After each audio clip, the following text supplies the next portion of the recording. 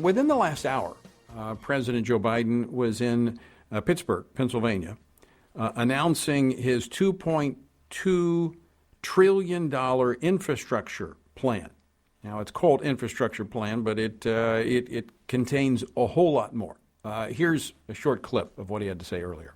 It's a once-in-a-generation investment in America, unlike anything we've seen or done since we built the interstate highway system and the space race decades ago. In fact, it's the largest American jobs investment since World War II. It will create millions of jobs, good-paying jobs. It will grow the economy, make us more competitive around the world, promote our national security interest, and put us in a position to win the global competition with China in the upcoming years. It's big, yes. It's bold, yes. And we can get it done. I think we cut it off before it said it's the best thing since sliced bread. Think about this for a moment. Now, let me just talk about what it's going to take to accomplish this. In part, it's going to be funded by debt, more debt. The rest of it's going to be funded by tax increases. We're talking about the corporate tax rate from 21%, which was cut by Donald Trump from, in fact, it went from 35% down to 21%. It was a huge cut. And that's what really fueled the economic growth and the job creation in this country. We're going to take that back to 28%, which is actually higher. We want to be competitive with China. I'm not sure how you compete with China, but will be higher than China's 25% corporate tax rate. And that's going to supposedly create all of these jobs.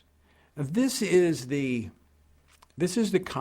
one of those areas of contrast between Republicans and Democrats. That government is the job creator. That's what Democrats think. That if we just give money to government, government's going to create jobs. Those are not jobs that have a multiplying effect on the economy. It's the private sector that creates jobs that have the multiplying effect, because it's not taking any money out of the economy involuntarily. It is taking profits, reinvesting them in expansion and in growth, and that has a multiplying effect. Basic economics. Now, I will say this, okay? I got to say this. And we're waiting. I don't know if Congressman Perry was actually in the Biden speech. I doubt it, but I don't know. Maybe he got caught up there. But I'm going to say this. After saying all that about the corporate tax structure, I'm not sympathetic, okay? Now, I think it's going to hurt the economy. It's going to hurt you. But I'm not sympathetic for corporate America. They actually got what they asked for. Corporate America has become really in the hip pocket of the left. They're so afraid of their own shadow. And so they have given rise to these liberal leftists. I shouldn't say liberal. They're leftist. And that is where these policies come from. In fact, look, Alexandria Ocasio-Cortez, AOC, tweeted this out about Biden's effort in this infrastructure plan. Quote, "This is not nearly enough. This is not nearly enough. $2.25 trillion. Increase in taxes. Not enough." Sure, it's not enough for the left. It'll never be enough for those that think government should control everything and should take care of everything. These people do not live in the real world. It is the private sector that creates jobs, good jobs, lasting jobs. It is what makes America competitive. And here's the concern, is that this is going to be a detour for the economic recovery that America has been on.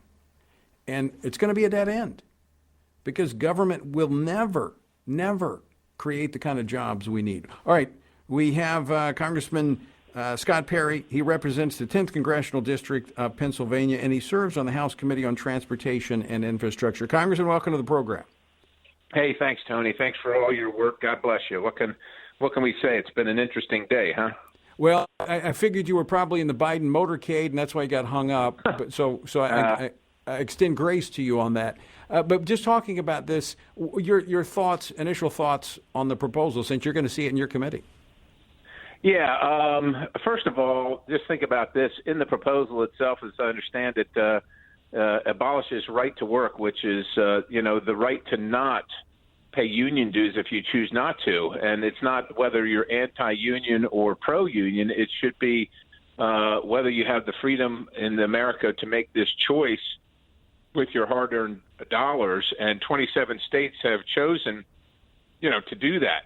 And this would, of course, abolish that. But trillions of dollars in spending, and of course they're calling it an infrastructure package. But let's be very clear here, and these aren't my words, but in the maker or the prime sponsor of the Green New Deal in the Senate said that it is not an infrastructure package. It is indeed the Green New Deal. And when you look at billions of dollars being spent on things like electric vehicle charging stations.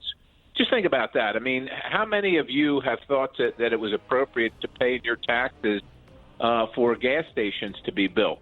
The private sector built them out because there was they could fund those with private equity and make money on their investment. But yet now we're going to compete with the private sector and try and force you to pay for it and then force you to drive an electric vehicle when we have the grid collapsing in places like California and Texas on occasion. So right. These are concerning policies to me. Right. A shocking revelation for some, but not for conservatives who understand how the economy works. Congressman, we're out of time in this segment. I want to thank you for joining us. We'll get back together with you and talk more as this makes its way through. All right. Thank you, sir. Have a great day. God bless you.